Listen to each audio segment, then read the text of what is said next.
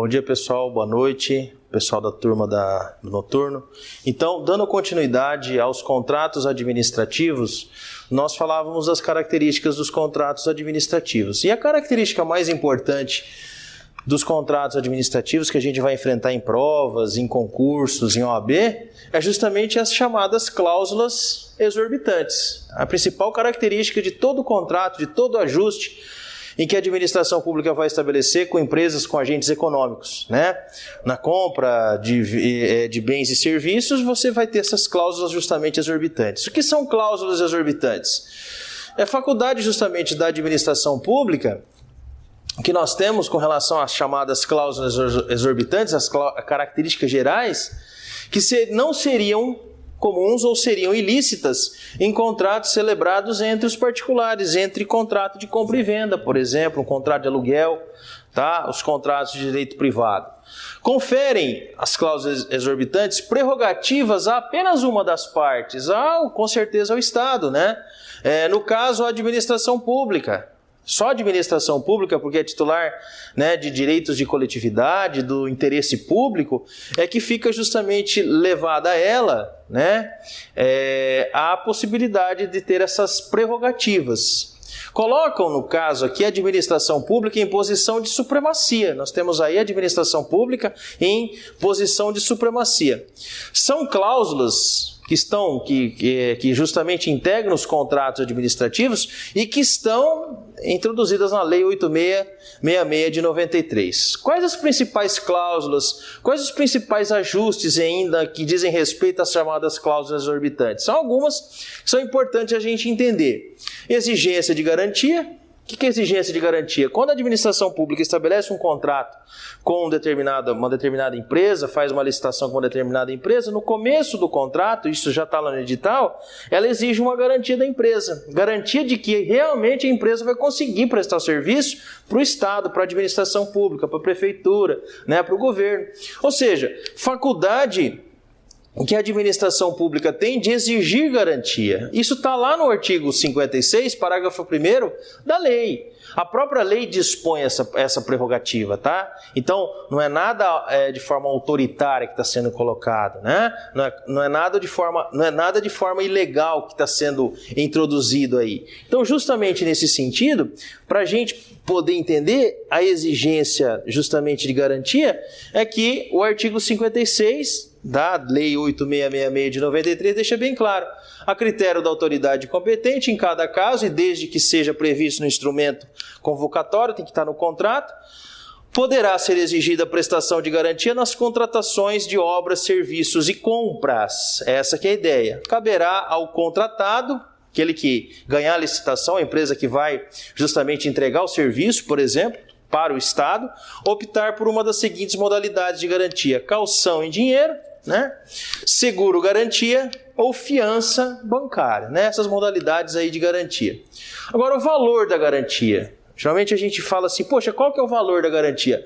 Ora, o valor da garantia está no 56, parágrafo 2º e parágrafo 3º da lei, tá?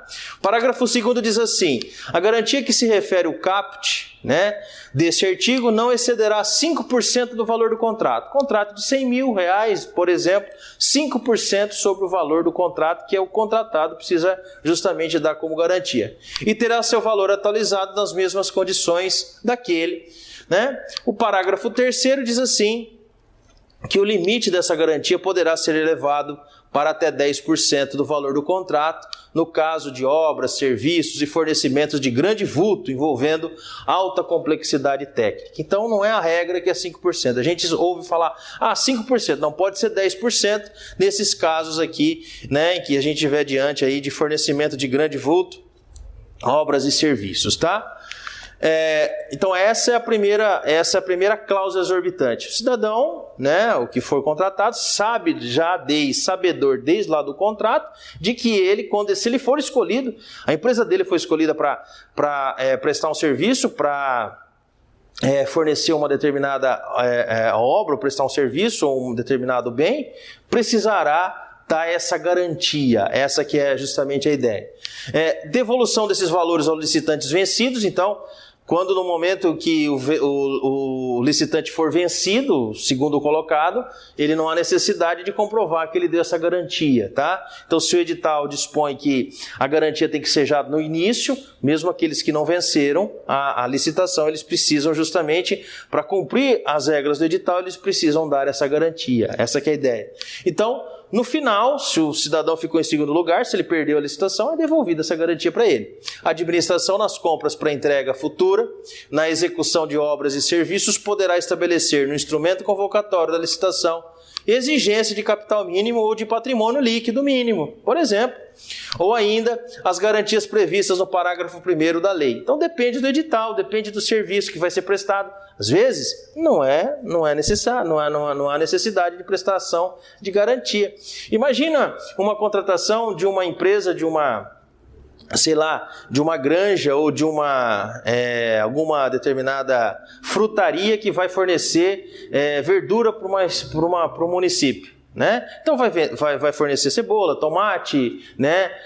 Alface. Não há necessidade de você ter aí uma prestação de garantia. Isso tudo vai depender do edital, tá? Como dado objetivo de comprovação da qualificação econômico-financeira, né? Aos licitantes e para efeito de garantia de implemento do contrato a ser ulteriormente celebrado, ou seja, é necessário aqui, né, que nós tenhamos aí a possibilidade, né, de ser previsto isso no edital. Essa que é a ideia. Essa ideia de garantia, né, essa medida autoexecutória em caso de rescisão contratual por ato do contratado, em que a administração pública poderá reter a garantia. É possível fazer a retenção da garantia? Como que funciona a retenção da garantia? A retenção da garantia funciona assim: se a empresa contratada não cumprir com suas respectivas cláusulas contratuais, é possível que o Estado venha e faça a retenção dessa garantia. É justamente nesse sentido. Por quê? Porque a empresa contratada não cumpriu suas respectivas obrigações.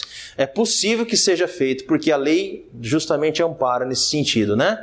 A rescisão de que trata o inciso 1º do artigo anterior acarreta as seguintes consequências, sem prejuízo das sanções previstas nessa lei: execução da garantia contratual para o ressarcimento da administração e dos valores das multas e indenizações a ela devidos. Ou seja, é possível, se não houver nenhum tipo de cumprimento contratual no momento da rescisão desse contrato, é possível que a administração pública retenha a garantia. A garantia está lá, se a empresa contratada cumprir suas cláusulas contratuais, no final ela devolve, a administração pública devolve essa garantia. Agora, se ela não cumprir as cláusulas contratuais, é possível que isso seja justamente, isso fique com a administração pública para compensar os prejuízos que o Estado teve nesse descumprimento das cláusulas contratuais, né?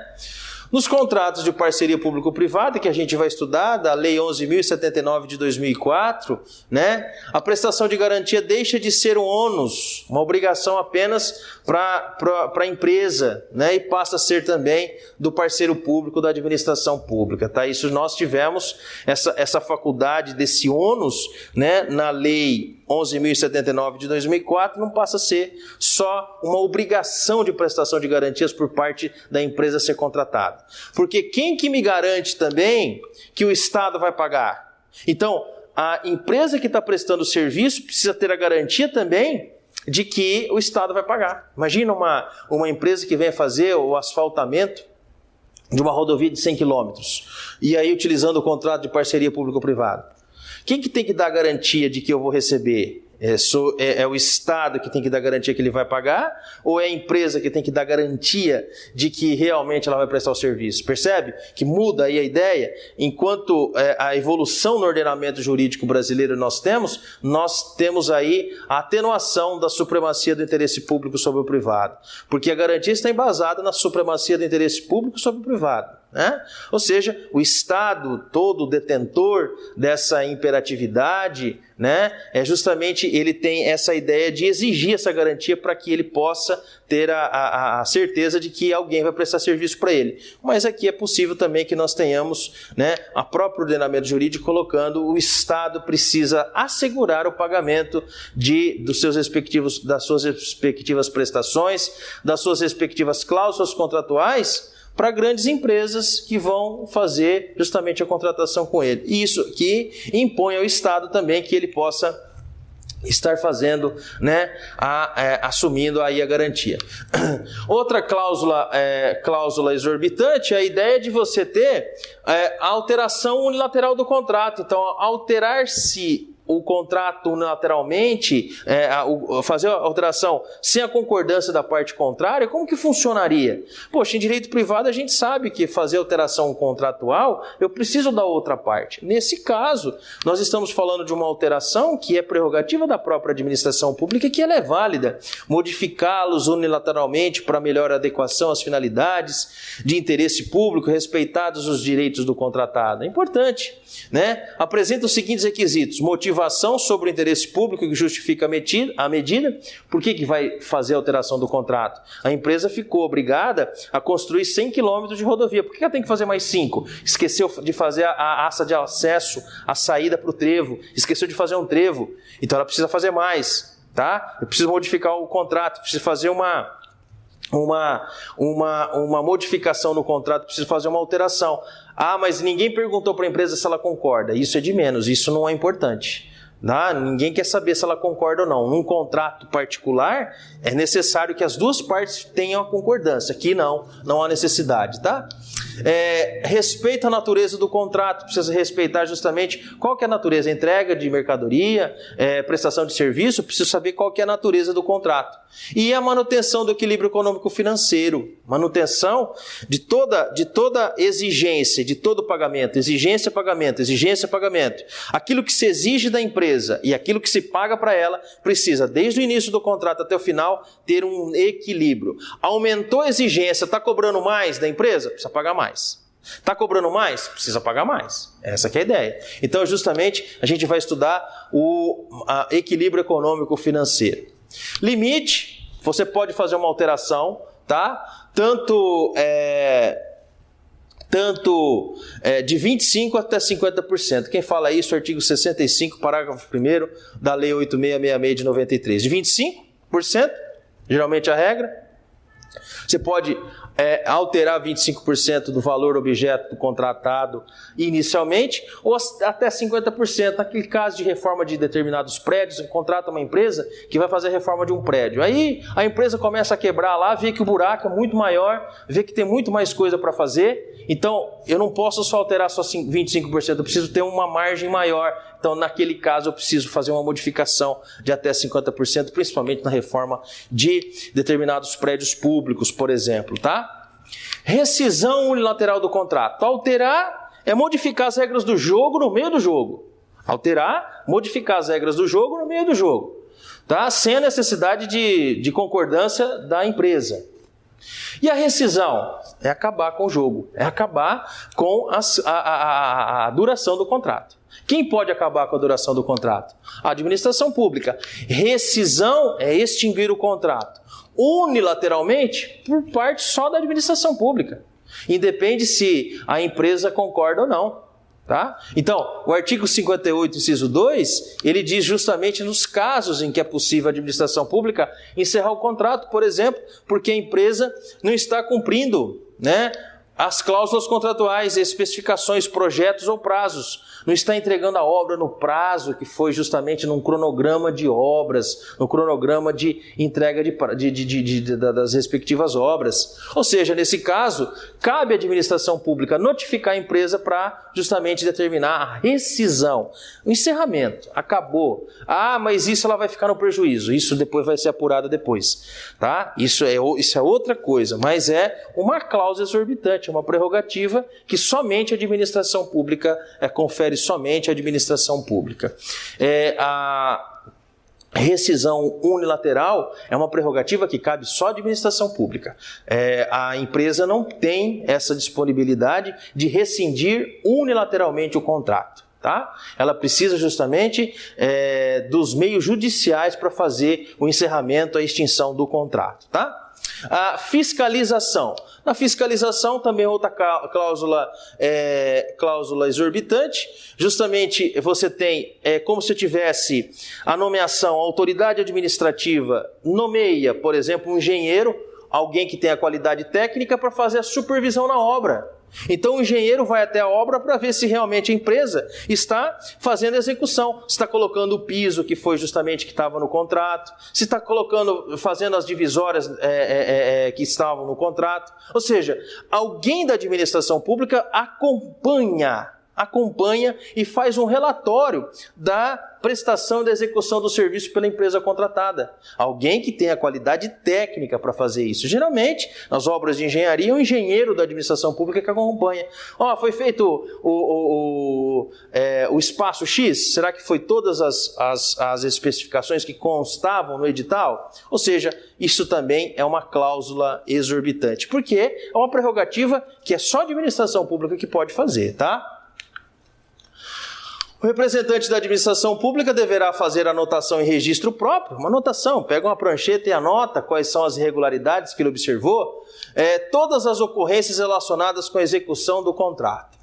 A aplicação de penalidades também é uma cláusula exorbitante, porque a aplicação de penalidades, tendo em vista o descumprimento contratual, é possível que a administração pública possa impor penalidades, para a empresa que foi contratada e que não cumpriu as cláusulas contratuais. É justamente a motivação de aplicar sanções pela inexecução total ou parcial do ajuste. Então você não cumpriu, você não entregou a obra no prazo, no cronograma. Você vai justamente, a administração pública, tenho essa prerrogativa de aplicar sanções, e que são válidas, As penalidades estão lá no artigo 87 da Lei de Licitações, na 8666 de 93, que vão desde uma advertência, aplicação de multas, suspensão temporária de participação em licitação e impedimento de contratar com a administração pública por prazo não superior a 2 anos e declaração, pessoal, de inidoneidade para licitar. Então, imagina uma empresa que participa de licitações da região, venda de materiais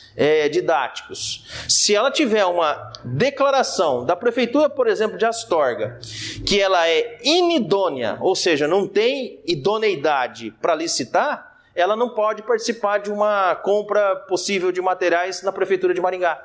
Percebe? Ou seja, aquele ato praticado lá na prefeitura lá de Astorga é válido para que ela não participe de outra licitação. Ou seja, são penalidades que são impostas somente através da prerrogativa dada à administração pública e não à empresa. A empresa pode não concordar. A empresa não concordando, ela pode justamente anular essas penalidades, a gente fala assim, ela pode anular essas penalidades com decisão judicial. Aí é possível, tá? Aí seria possível. Mas é mais uma prerrogativa que é conferida somente à administração pública e não ao particular.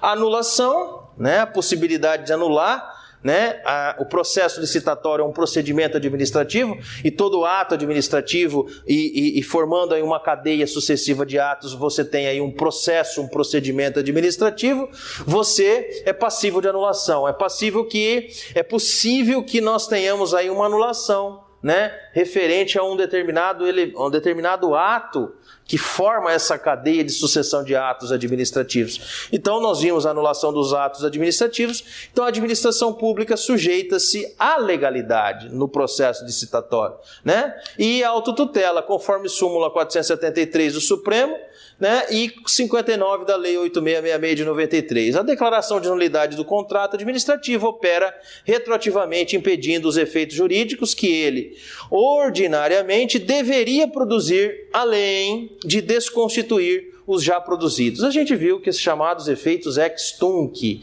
tá? Então todo o processo de anulação, o ato de anular a administração pública, porque está justamente ligada, ela precisa estar sendo orientada pela legalidade, ela precisa também, é possível que a administração pública venha anular um processo licitatório. Tá?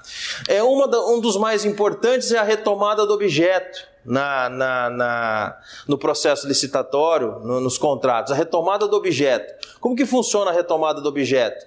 Né? Vamos imaginar que nós não tenhamos o cumprimento de determinadas regras, determinadas cláusulas contratuais por parte da empresa. E a administração pública é a única representante dos anseios do povo.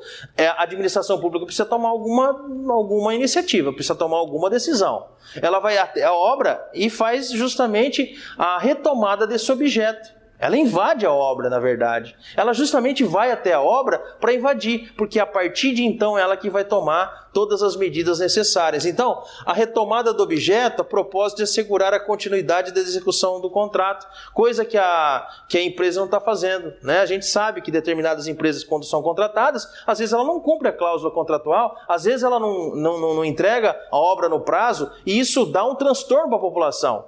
Quem que tem que tomar alguma iniciativa? A administração pública. Ela faz o quê? Retoma o objeto e todas as instalações da empresa.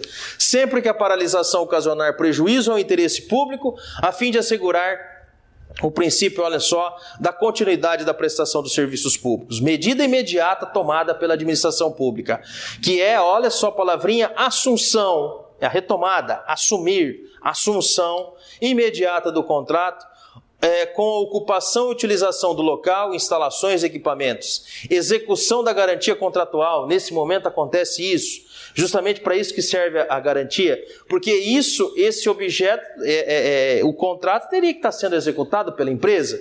Se a administração pública precisa ir até a empresa e ela mesma impulsionar a execução do serviço, ela está tendo prejuízo, porque ela está deslocando os servidores de um lugar para o outro. E aí você precisa fazer a retenção, no caso, se necessário for, a retenção da garantia contratual, ou seja, a retenção dos créditos do contratado até o limite dos respectivos prejuízos. A próxima é as restrições, uma próxima cláusula exorbitante, é restrição, não aplicação, restrição ao uso da cláusula exceptio non adimplente contractus. Nós já vimos isso, exceção do contrato não cumprido. Como que funciona a exceção do contrato não cumprido? Funciona muito bem nas relações privadas. Se uma parte não cumprir a sua obrigação, cumpre a outra, cabe a outra não cumprir a dela. Duas partes numa relação jurídica obrigacional. Se A não cumpre as suas obrigações, cabe a B não cumprir a dela.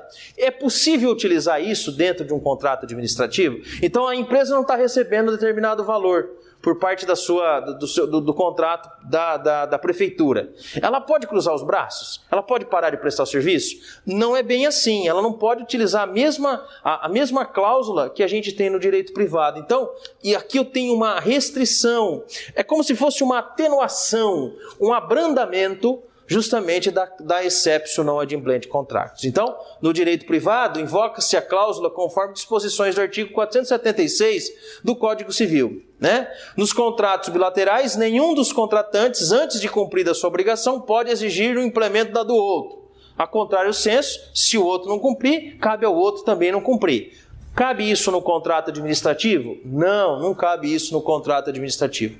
No direito administrativo, o particular não pode interromper a execução do contrato em virtude do princípio da continuidade da prestação do serviço público e também da supremacia do interesse público sobre o privado.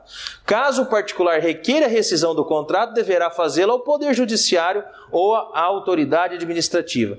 Portanto, há, na verdade, um abrandamento com relação às disposições do artigo 476 do Código Civil. Tal abrandamento poderá ser verificado no artigo 78, incisos 15 e 16 da Lei 8666 de 93. Constitui motivo para a rescisão do contrato, né?